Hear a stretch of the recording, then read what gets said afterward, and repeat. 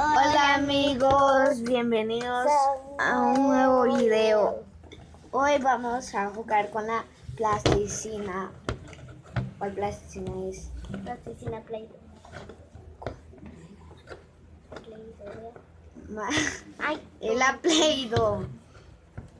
Aquí no se ve bien porque la cámara está al revés, pero bueno, es la Play-Doh. y vamos a hacer un gusano. Una carrera de gusano. Mientras sacamos esto lo voy a cortar. Ya hasta lo sacamos y lo hicimos bola. Si quieren hacer gusanos así, tienen que hacerlos bola, como estos.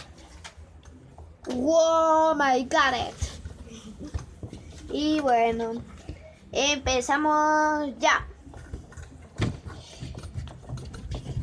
Cada vez que yo diga pausa, vamos a tener que parar para enseñar el gusano.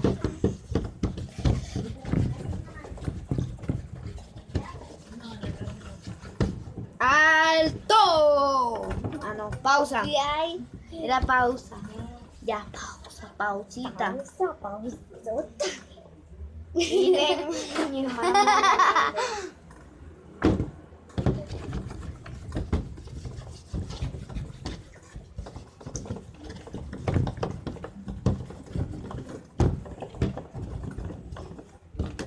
Cuando lo tengamos por la mitad, volvemos con el video. Y ya lo tenemos los dos por la mitad, bueno, por más de la mitad. Porque esta chiquita se pasó de la raya se ha pasado. Y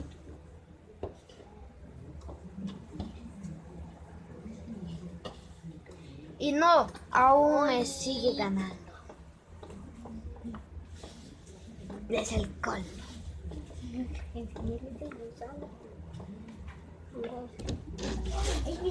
No sea tramposo. Vean. Bueno, y... Sí. ¡Tonto!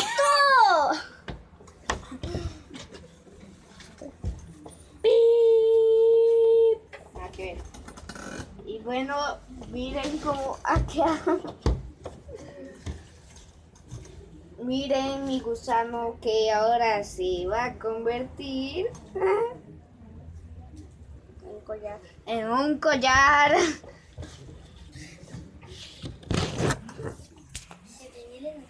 No puede ser.